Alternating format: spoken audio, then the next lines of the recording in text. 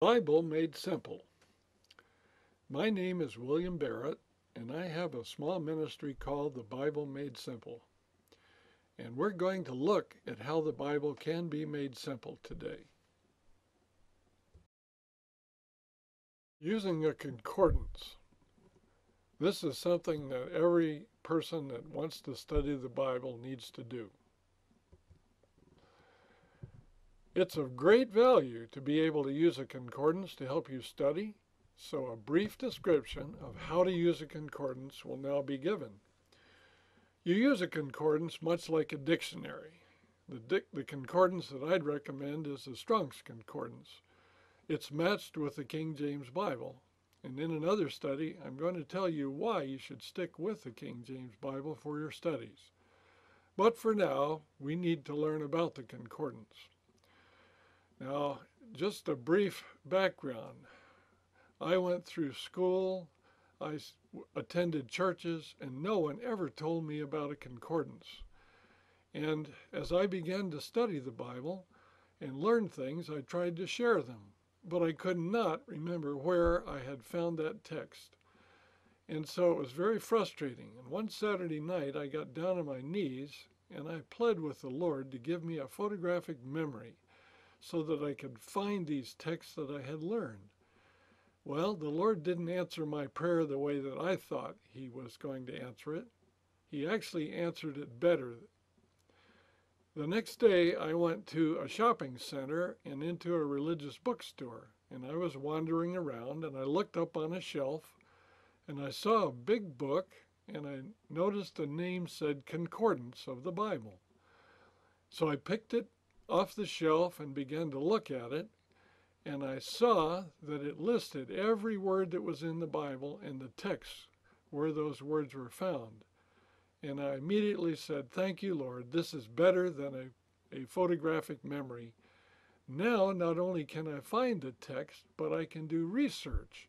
I can take any subject I want to and study it in the Bible and see every text."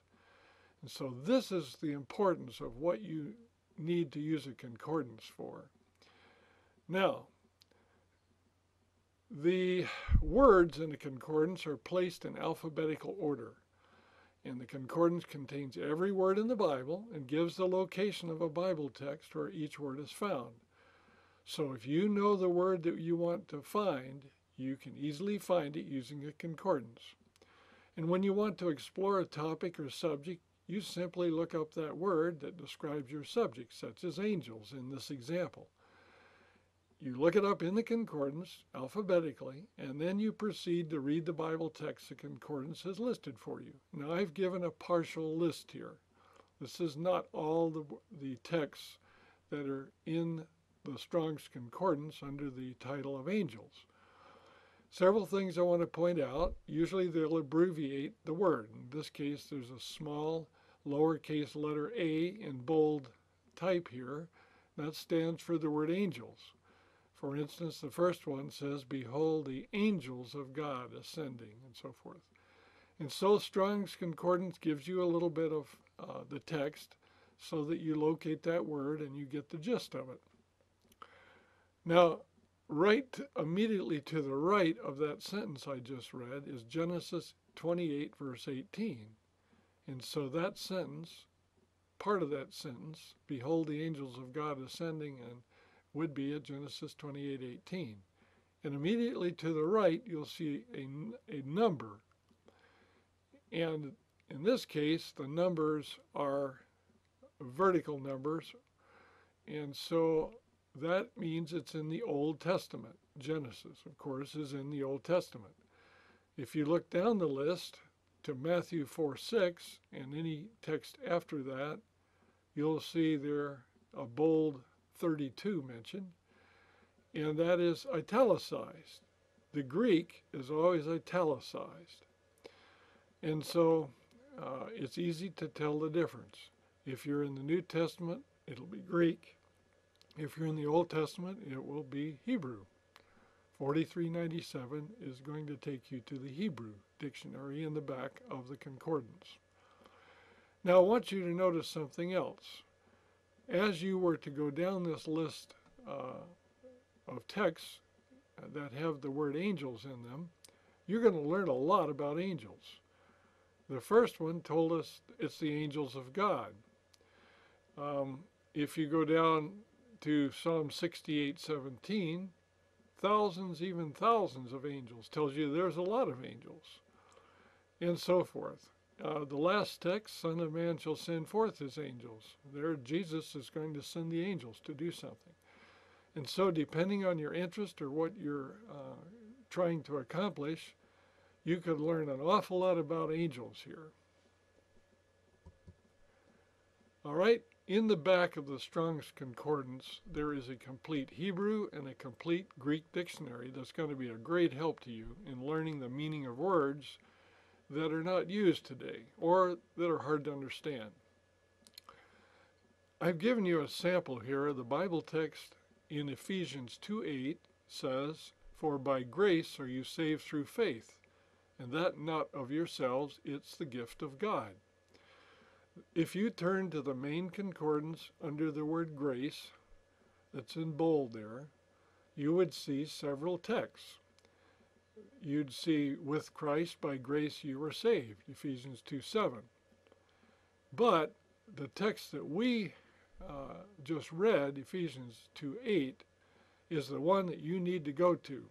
You need to go to the exact place in the Bible that the text that you're interested in is used, because sometimes the number to the right of that text will be different for another text than it is for your text.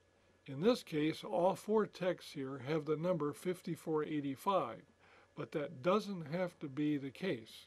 So you want to go to the exact case, the exact text in the Bible, and then look at that word. And then, as you read that sentence, "For by grace are you saved through faith," to make sure it's the right place, and you see it's Ephesians 2:8, to the right of it will be the number again. Now that number, 5485, is going to be in the New Testament, and it will be in Greek. And so if you were to go into the Greek dictionary at the back of the concordance and look up this number, you don't have to know Greek. All you have to do is look up that number, 5485. You would see the Greek letters to the right of it, the English equivalent of those letters, and the pronunciation, charis or charis. That's where the word charismatic comes from. And then it gives you a definition of what grace really means. And in this case, I did not know what the word grace meant. And so I looked it up, and I had always heard it was unmerited favor. But this really helped me because it told me the definition of charis, which is the Greek for grace, means the divine influence upon the heart and its reflection in the life. It's a lot more than just something that you don't deserve. It's the power that God gives you in your life, the divine influence upon your heart, to change you, to reflect that influence in your life, to make you like Him. Now, I hope you'll go out and buy yourself a King James Bible and a Strong's Concordance if you don't have one. It will be well worth the expense.